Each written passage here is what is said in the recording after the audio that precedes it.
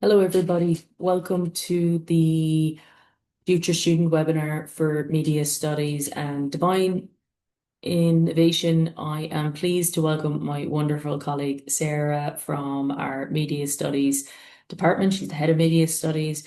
We're just going to give it a few moments just to allow a couple of people to join as, we've just hit 12 o'clock, so a few people might be running late. So we're just going to give it a couple of seconds and then we are going to start into the webinar. But thank you so much for taking your time out of your busy schedule today to be able to join us for this.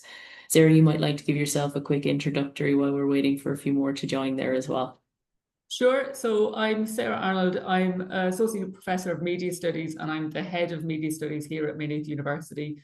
And we have a programme of an undergraduate, an MA and then a PhD programme as well that students might be interested in. Fantastic. Thanks, Sarah. And then we have some fantastic programs in design, in innovation, as well as product design at undergraduate. And I'll chat a little bit about those at the very end. So we're just going to give it 2 more minutes. And for anybody that is on the call, please feel free to ask any questions on the live chat. You might see me looking up. That's me just checking the live chat. So if you have any questions throughout the presentation at all, please feel free to ask them and I'll be able, and if you've got specific questions for Sarah, I will read them out and Sarah will be able to answer them.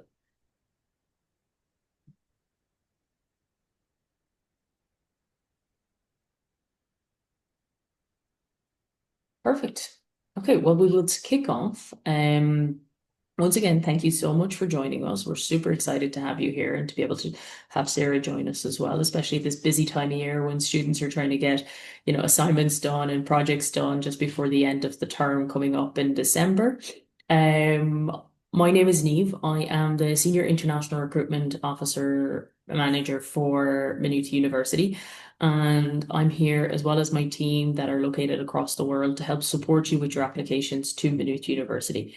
But I wanted to give a quick introductory about the university and where we're located, and then I'll hand it over to Sarah to chat more about the programs. So Maynooth is located 25 kilometers from Dublin. Now, what I love about it is that it is your typical university town. Oh, we have Threase jumping in here now. So we'll let Threase in. Hi, Threase, how are you? Thanks a million for joining us. No problem. Thanks very Yeah, much for inviting me. not at all. We're just live here now. So I was just telling the students a little bit about Maynooth University. So Teresa is the program director for design innovation, and we'll chat after Sarah about the program as well. So I was just mentioning how Maynooth is a traditional Irish university town. So it was founded back in 1795, and it was part of St. Patrick's College back then. So teaching dates back over hundreds of years. But here's the nuance. We're actually quite young in terms of our new style of teaching. So we changed over the years, and 27 years ago, we became actually one of the youngest universities in Ireland in the way we teach and the way we operate.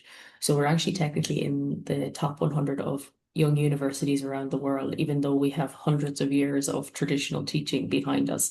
But that innovation and that different way of teaching has led to like us being really heavily involved in industry and problem-based learning and everything like that. And I know that Sarah and Teresa will talk a lot more around that type of teaching models, around the structures of the programs and stuff like that.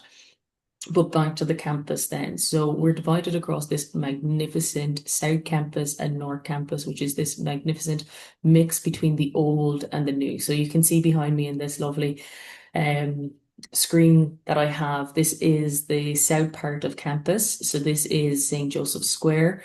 And then on the north side of campus, we have all of our student accommodation and the modern buildings. So students get this really elegant medieval cultural Irish piece on the South Campus. And then on the North Campus, they have all the modern buildings, all the Moncons, our robotics labs, everything like that.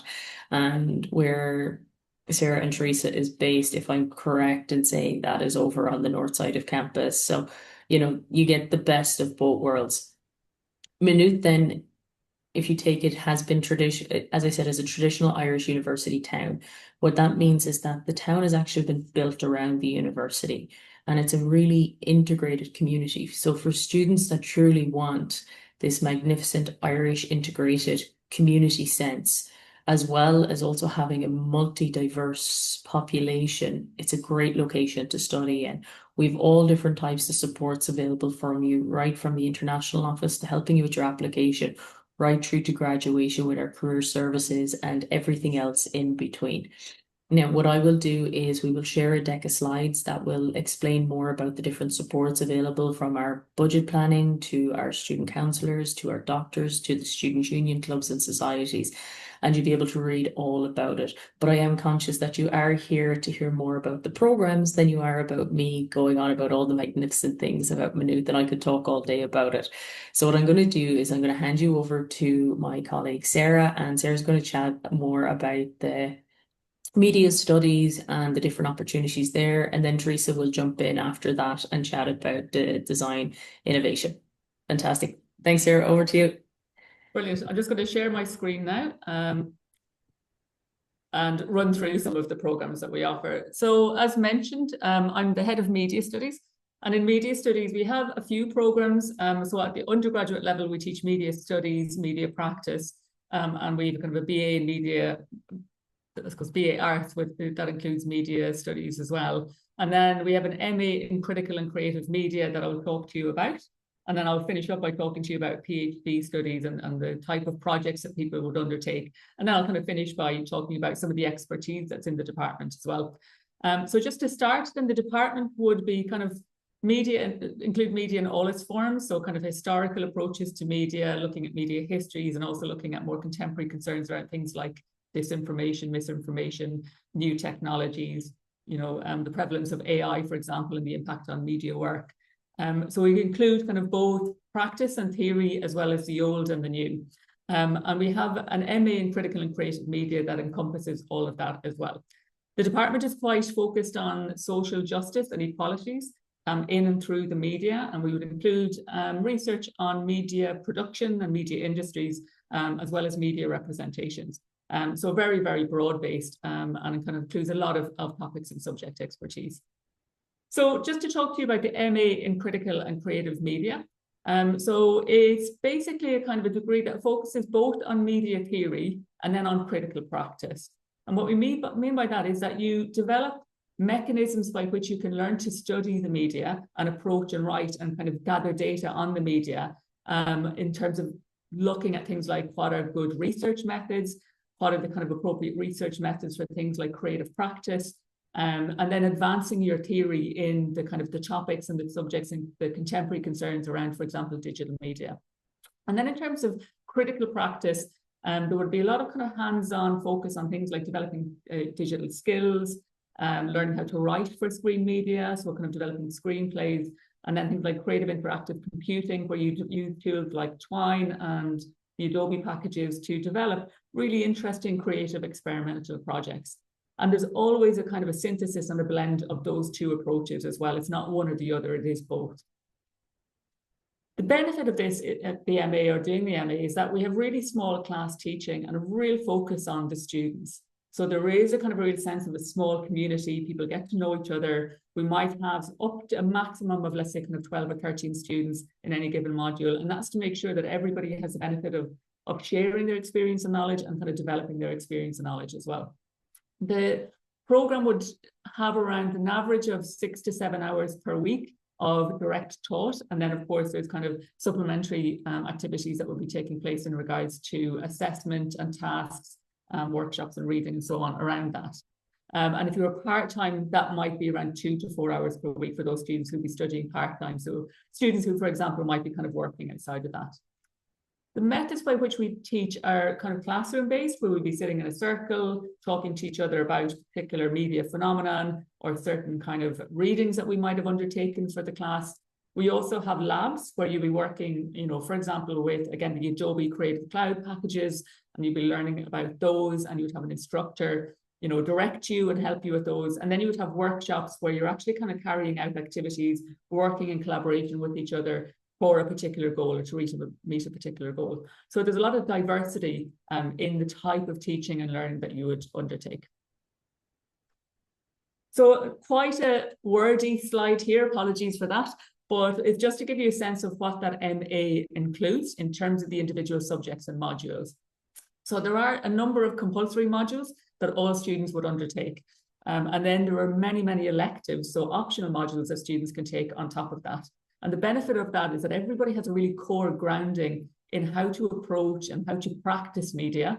But then they can take that expertise and those skills into lots of different subject specialisms. So everybody will undertake research methods, so critical and creative research. So you will learn what are the different kind of ways in which you can research media and how you can gather data, for example, through interviews, through workshops, surveys, focus groups, whatever it might be. And you learn how to do that. And then you think about the kind of contemporary media theories. So for example, the theorization of artificial intelligence. So the kind of ethical approaches to things like AI, for example. So you would have that kind of understanding of how to do research and then understanding of the kind of findings of research as well. And then from there, you would develop a major project. So in the third semester, which would be that kind of May to September semester, you have the opportunity to either do a dissertation, which is a written piece of work, or you can do a project. So again, a kind of a critical practice project where you do some research and then you represent your findings in, for example, a digital artifact or a screenplay. So something that is kind of critically informed, but a practical output. So everybody does those. And then you have the option to do different things like media history. So for example, we have a module on doing kind of researching with libraries, researching in archives. You can do the digital critical skills modules, creative interactive computing, writing for screen media. So there's lots of different kind of variation. And then you have the opportunity to take modules outside of our department, but that have a media component. And that would include things like modules from geography, which would be understanding digital society, public engagement and spatial justice. Again, that's kind of representing our concern with social justice. Or you could study information technology law, which is really, really interesting now around the time of AI, or look at digital disruptions. So looking at the kind of influence of technologies on that kind of, like those separations that we would previously had between the kind of public and private spaces and the role of media in that. So there's lots of opportunity to kind of think about what kind of expertise and specialism you would want to have at the end of a program. So those core modules add up to around 50 credits of the total 90 credits that a student would undertake. And then those electives are 10 credits each. So you would select 4, so usually 2 across each semester. So again, you kind of land into the program when you undertake it, and then you can kind of think about, well, what am I really interested in? What do I want to learn? And so you develop those skills yourself. And we're always updating. So you'll see there's a note there to say that this is the potential offerings, they're subject to change because we are always responding to changes in the media, transformations, new concerns and topics. And so we will change modules according to what we think students might be interested in. So a little bit about this dissertation or project that you would undertake. The written dissertation is between around 12 and 16,000 words if you wanted to do a fully written piece. And you will have a supervisor. So you will have some general guidance on how to undertake that project. And then at a certain point, all students are allocated a supervisor based on the topic and the specialism. And then you get to co-develop that project with your supervisor over the course of around 4 months or thereabouts. And there's been some really interesting projects this year. So people were looking at Irish language film and the kind of globalization of it. They were looking at things like kind of social media influencing in kind of non-English language contexts, looking at developing kind of games prototypes. So thinking about interactive and inclusive gaming. So there's lots of variation in the kind of topics, and we're kind of very keen to support as much as possible people's creativity and their interests. The practice project itself is usually kind of consists of an artifact, which could be a performance, an installation, an object, a story. So depending on what the students' kind of skills are coming into the program, they'll usually develop something in and around that. And there will be a 6,000 to 8,000 word dissertation that kind of theorizes and kind of gives shape to and meaning to what that artifact is. And again, supervision supports the students through that. And you will be supervised by internationally recognized leading scholars in media studies. And I'll talk to you a little bit about some of the research that they do in a moment. So who is this program for? It's really for candidates who are just interested in finding out as much as possible and testing out lots of different ways of approaching the media. So we are not kind of focused on one particular thing. Students can kind of come in and they can kind of dip their toes into lots of things and develop a specialism from there. And so we tend to get people who are coming from media communications and cultural studies backgrounds. And we have candidates who've come in from a musical background, sociology, English, geography, law. And we have people who also kind of come in from industry who are very kind of fully versed in, for example, film production, but they want to be able to kind of understand how to research something like film production work and how to make sense of that and what are the changes in it. So really it's in some ways a conversion course in that if you come from a different field, there is absolutely capacity for you to take this degree and to specialize then and kind of develop a specialism in media. It's designed for that. But of course, we still have candidates who are coming in who have done film and media studies. They're still really interested in kind of developing that knowledge. And so we would have a mix of those different candidates. But everybody from any background, from any of those kind of disciplinary backgrounds or industry backgrounds are welcome to apply. The entry criteria, we would typically look for a 2-1. So kind of an upper second class honours degree or an industry equivalent or an equivalent of that. So you can kind of have a look to see how that might translate into your kind of local degree awarding, the kind of classifications. But that's a kind of a baseline for the candidates who would come in. What we would like to see when people apply is a kind of an interest, a demonstrated interest in the programme and in some of the modules that we offer, that they would have some understanding of what scholarship is.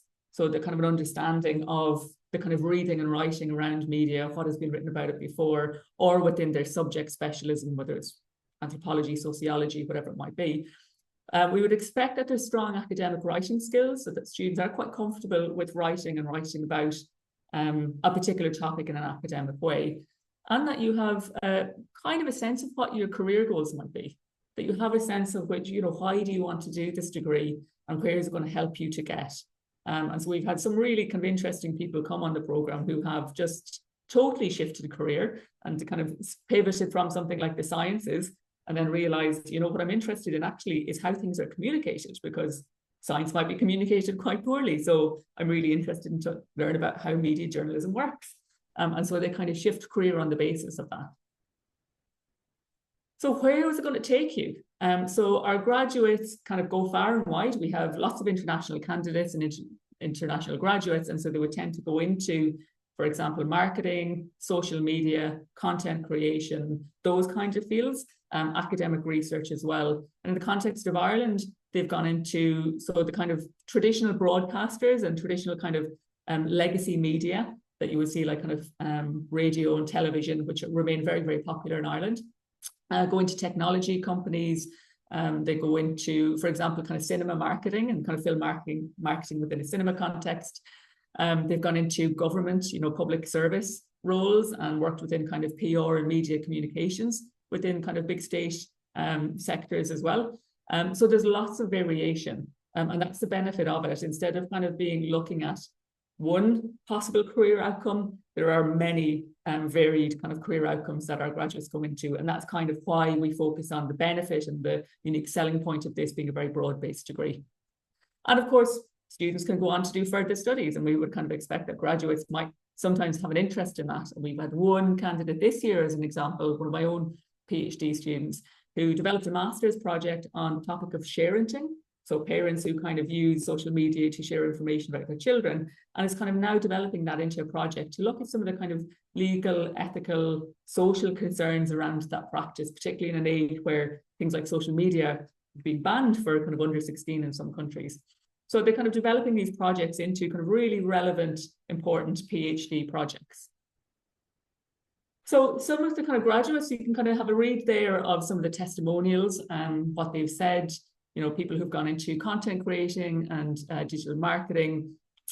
So they kind of really enjoyed the experience of it. And, you know, I know this has been recorded, so be able to have a look at how they kind of reflect upon the skills that they've developed and how they've been able to utilize those in the kind of roles that they've taken on and how that knowledge has been really valuable. So sometimes, you know, graduates 5 years, 6 years, 7 years down the line will come back and say, I remember now when we were looking at audiences of television, you know, this is really useful now in my career as a social media, you know, manager. because now I'm able to think about, users as people and so on. So that kind of knowledge has a lifelong value to it. And just to talk about some of the kind of PhD studies. So the PhD projects in Ireland are 4 years in Maynooth University, and there's a structured program for all candidates, all PhD candidates. And so candidates would typically come in with a supervisor in mind. So quite often we'll have developed a kind of a relationship in a short period of time with a particular candidate. And then we'll talk to them about the projects and see if we have the expertise in the department to support that. And so some of those projects have been around media archives. So I would look at, for example, kind of filmmaking archives and go in and look at the kind of materials from that. So I have a lot of candidates who are looking at, for example, how do you archive animation objects and materials and so on. And so we're kind of figuring out mechanisms for that. We also have kind of expertise and specialism in journalism and reporting. So looking at journalistic practices, kind of some of the ways in which they kind of frame particular issues, some of the kind of concerns around how, for example, national scandals have been reported. There's a lot of us in our department who would look at gender and media work. So thinking about, for example, mothers and the experience of mothers when they're doing, for example, working in film production and working 16, 17 hours a day and trying to balance kind of care responsibilities. We have quite a few PhD candidates who are doing creative digital practice projects of various kinds, and that can stem from kind of artistic practices, so looking at kind of multimedia expressions, artistic expressions, to something as kind of formal game design and anything in between. And we look at things like climate journalism and climate reporting and kind of, for example, things like controversies.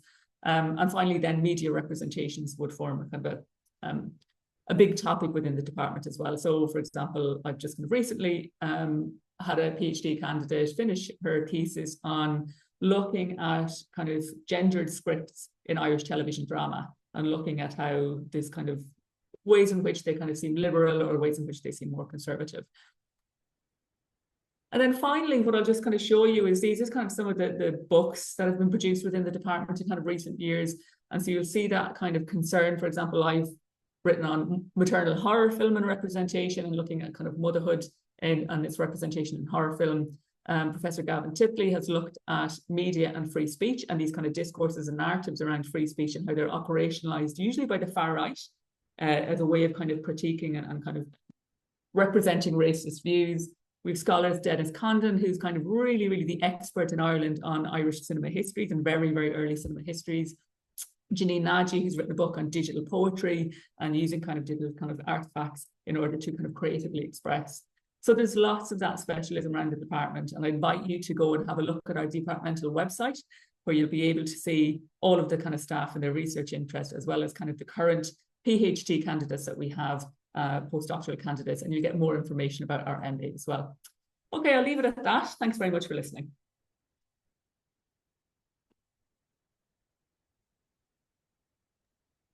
Fantastic. Thanks a million, Sarah. That's wonderful. Really, really insightful, and I hope the people on the call really have taken a lot from that. And what I'm going to do is hand it over to Threase now and let her chat about design innovation. Threase, you should be able to hopefully share your screen there as well, if you have slides. And if anybody does have any questions, please feel free to put them into the live chat there. I am monitoring it as we're going through it. Fantastic. Thanks, Sarah.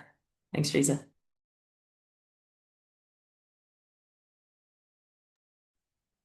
All right, thank you. Good morning, everybody. It's great to be here. My name is Dr. Threase Kessie. I am assistant professor here with the Department of Design Innovation in Maynooth University.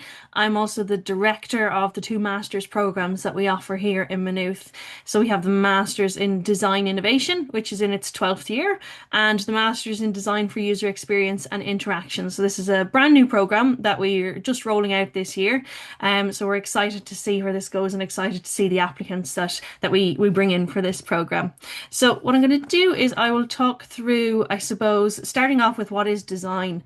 A lot of times I get asked the question, why design? What does that matter? When we think of design, sometimes we think of visual design, we think of graphic design, we might think of interior design and fashion design. But what we do in Maynooth University, in our Department of Design Innovation, is we teach what is called human-centered design.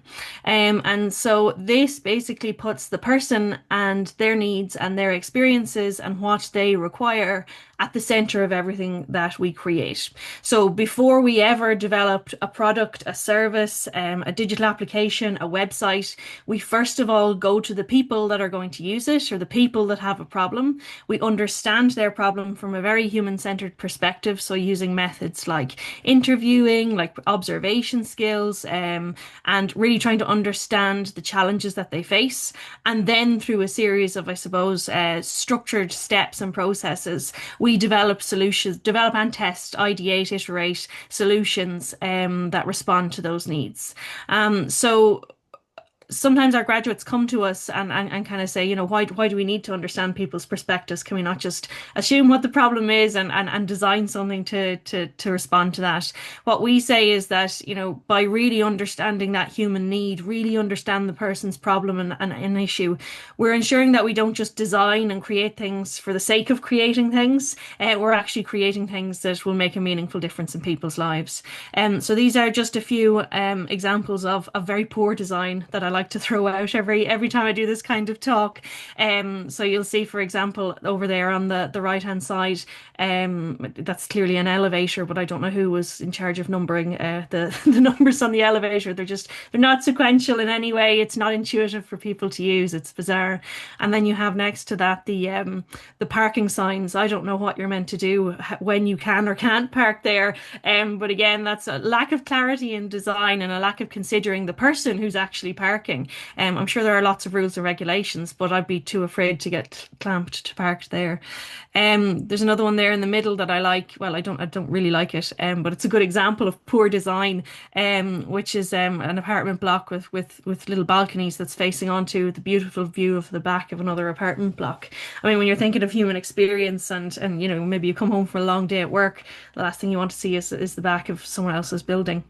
So what we really teach in design innovation is that design isn't just a nice to have. It's not an add-on that you tap onto the end of your website or put onto the end of the document that you're creating, or just, you know, make sure that something is visually appealing. And what we say is that when you consider the human's perspective, their needs, and the challenges they're facing from the very beginning, we create designs and solutions that respond best to people's needs.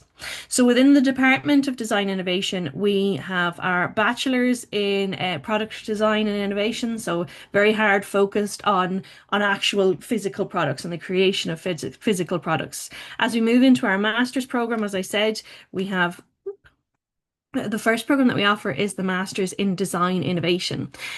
And so, as I said, this has been running for the last 12 years. And really what this program does is it sees design and that human-centered perspective as the best way to innovate in lots of different spaces. So not only in products, but also in services, in policy, in public sector reform. Basically, what we're saying is that design holds the potential to help change multiple different spaces. And if you understand how to, I suppose, use design, understand the methods and the practices behind it, you can slot into any organization, whether it's public, private, whatever it is, and to, I suppose, lead innovation in and change in those organizations. So we have a really diverse group of students that come to us to take this master's degree. So initially, a lot of the students were mature, coming back from industry, looking for, I suppose, a space to practice new skills and to learn new ways to address the challenges that they were finding. Increasingly, we're seeing an international audience for this master's, which is fantastic. This year we've had the highest international intake that we've had over the lifetime of the 12-year program, which is incredible, bringing so much different experience and so much different knowledge to the table, which is great. So we take a maximum of 25 students every year. For the full-time program, we offer it over a full calendar year, so from September right through to the September of the year after that.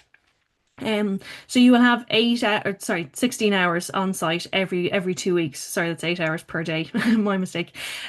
So you will be on site every 2 weeks. And some students see that and go, "That's great. Sure, I'm only on site every 2 days, every 2 weeks." But there's lots of group work that happens in between that. So whilst you are on site for those lectures and tutorials and kind of class-based activities, you do work quite a lot with the peers in your classroom, on projects, on delivering different innovations, on prototyping. So we do have a very studio-based culture in Maynooth University when it comes to design innovation.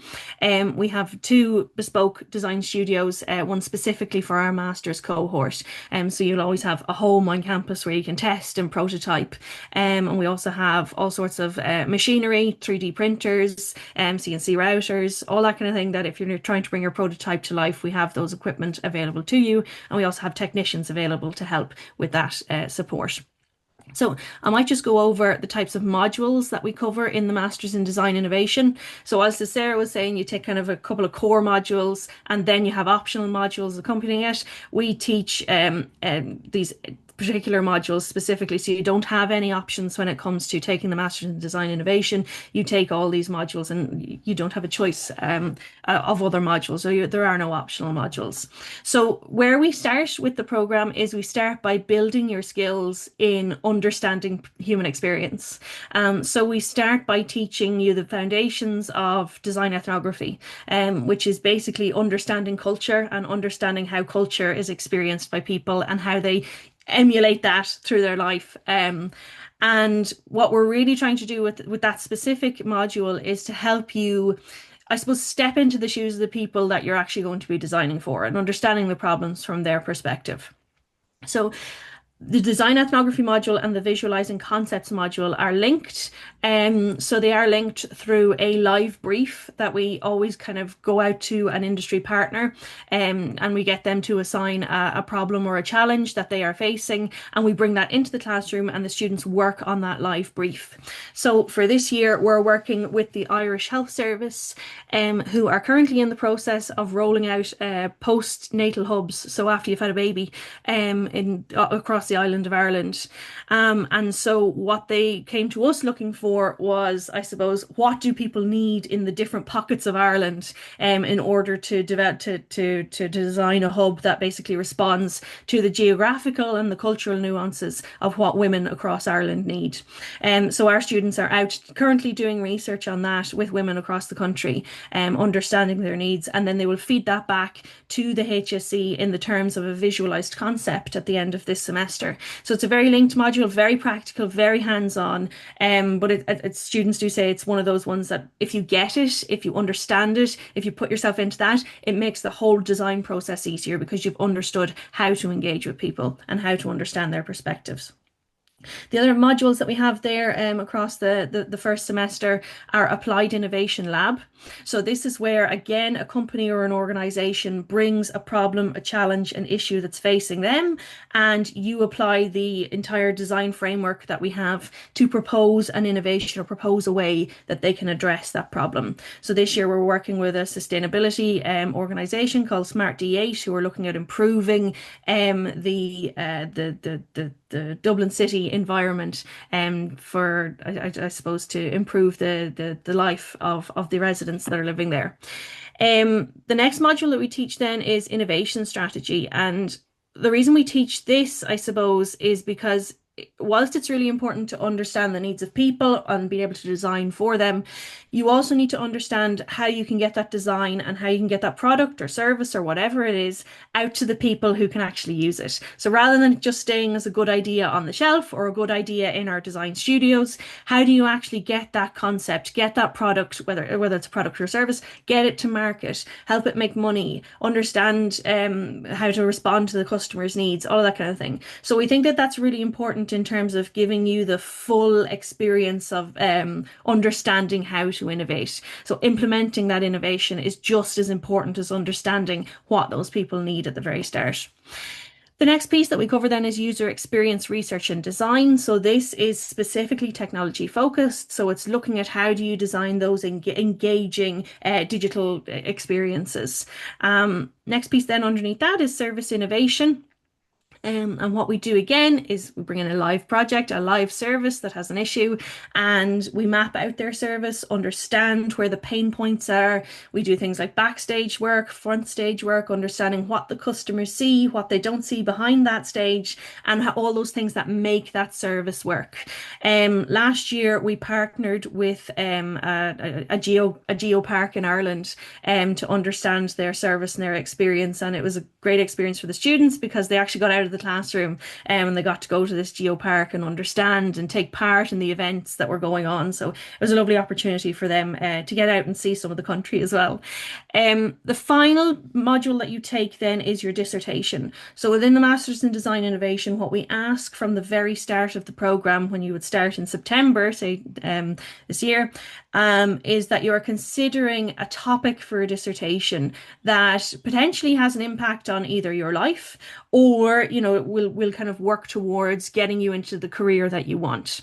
So we ask you to look for an issue or a challenge in that space that you can then spend, you know, the course of the summer focusing on, applying your design-centered skills to, and then innovating and coming up with and testing a solution for that problem.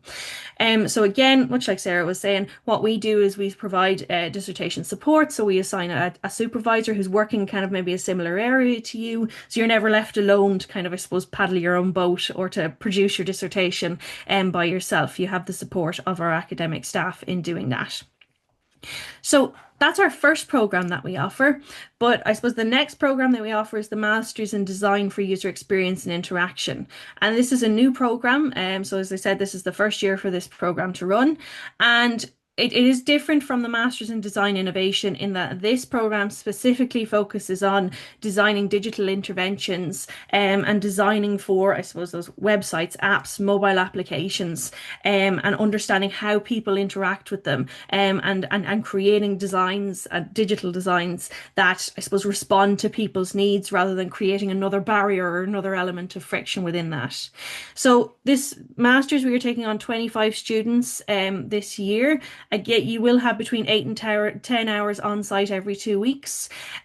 So this program in particular, it does draw off some of the modules that we have in the Masters in Design Innovation, but there are some more bespoke modules that we've put together specifically for user experience and interaction. One of the things that comes up whenever I mention this module is, do I have to learn how to code? And no, you don't have to learn how to code. I suppose the place that this particular person would sit, and we see the graduates from this program sitting, is in between the user of the digital interface and the coder of the digital interface. So you would basically understand the needs, the challenges that the customer is facing, communicate those and be able to communicate them in a visual way using Figma and visualization tools back to the person who's actually putting that mobile application or that website development together. So you're kind of sitting in a really interesting space in between those. So again, you would take design ethnography, you would take visual communication so that you're able to communicate your ideas and your solutions across. You'll also take applied innovation labs, specifically focusing on a digital challenge or a digital problem that's facing people.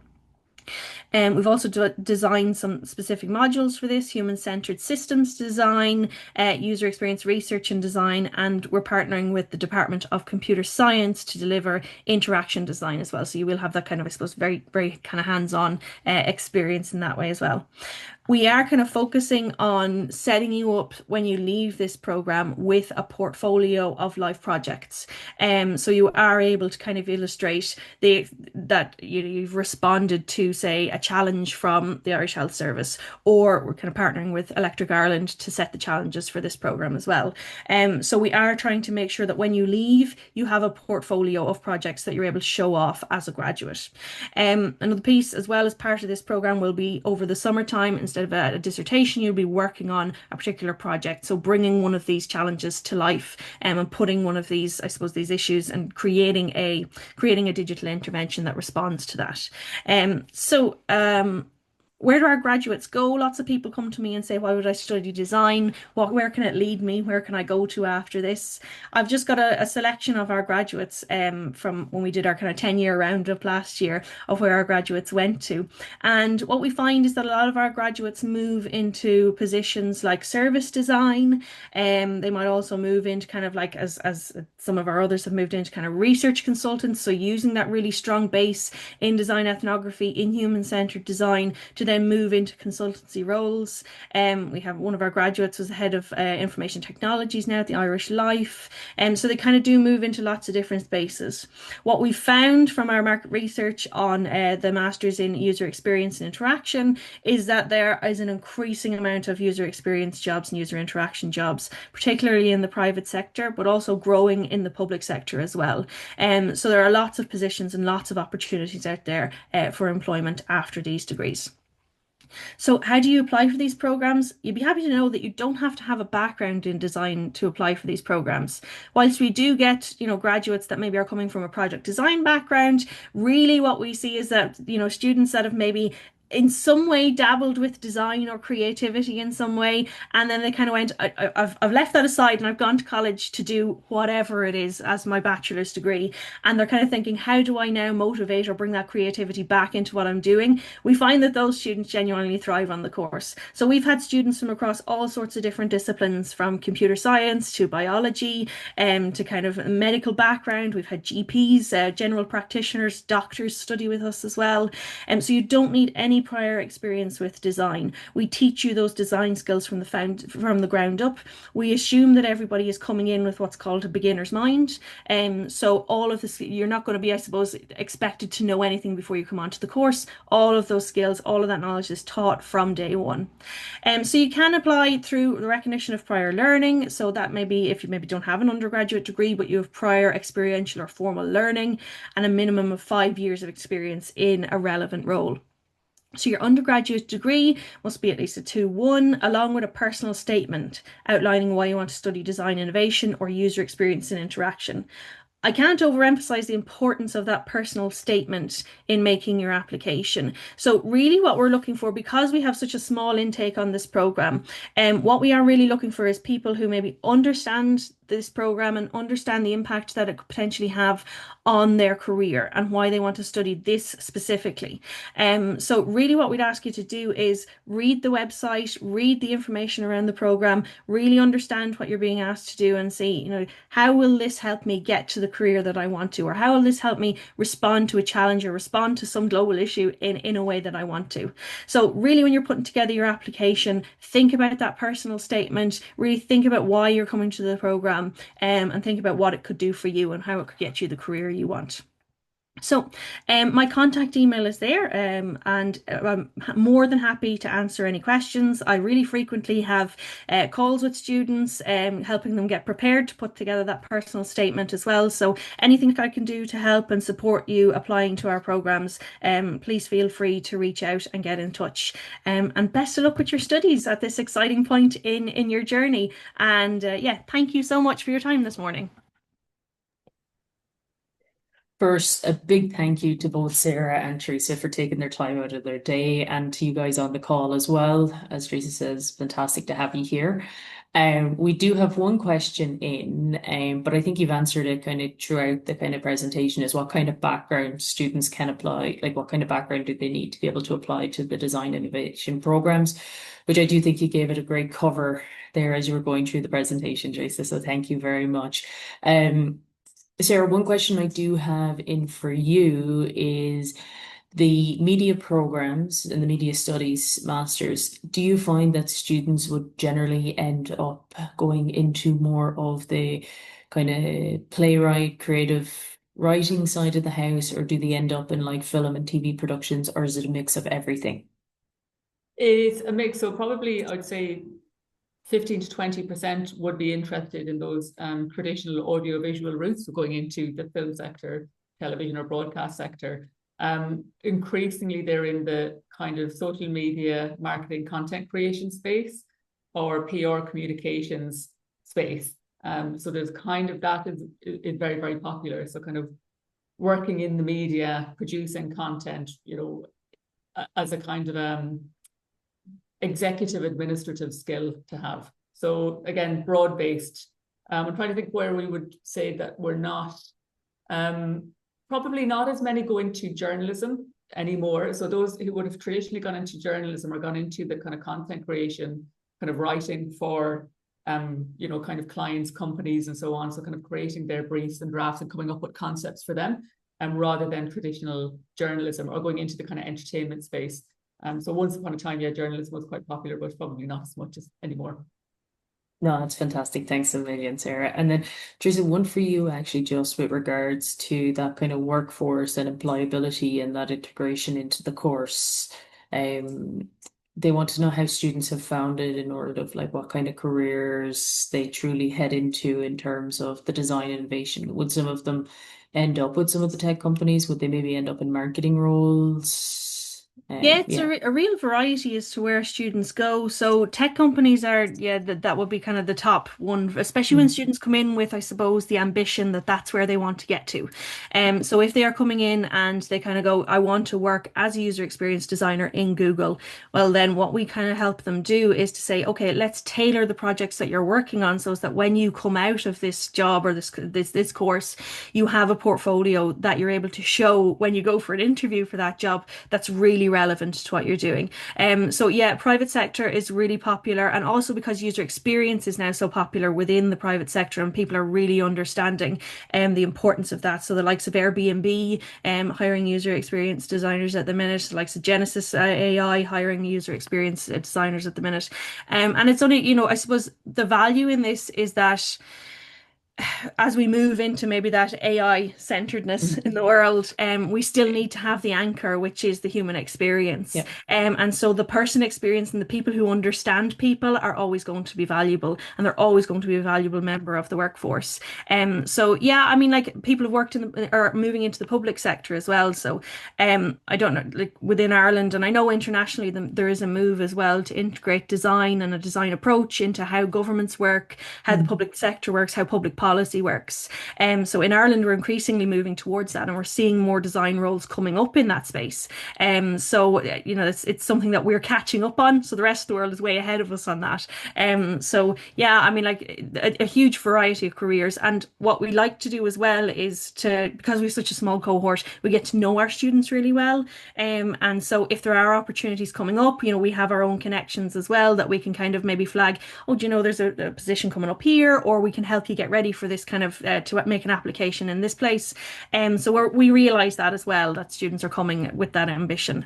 So having that clear ambition and where you want to go afterwards helps. But if you don't have that knowledge as to where you want to go afterwards, either, that's okay. You know, you might find a new direction through the masters in design, which lots of people do. I hope that answers the question. No, it absolutely does. Thanks a million. And Sarah, thank you as well. Those are really, really great answers to those questions. And I think it's really important to highlight, you know, that the university also has career services within the centralized administration side of the house that work with, you know, companies coming in, advertising jobs, different things like that. But nothing beats that personal connection that all of our professors and academic staff have with industry. So I'm glad that you mentioned that, Teresa, about the connection, and Sarah, how you've been working on you know, sites and different things like that as well, and on different kind of projects throughout the years. So we're gonna leave it there. A big thank you to everybody that has joined the call. If anybody has any questions or needs help with applications or applying to the university, please make sure to reach out to us. It's international.office@mu.ie.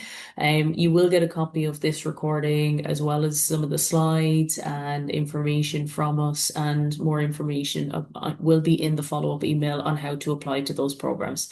All right, wonderful. Thank you, everybody. I hope you have a wonderful rest of your week, and a big thanks again to our wonderful two academics, Teresa and Sarah, for joining us. Thank you so much. Take care. Bye, everybody. Bye bye.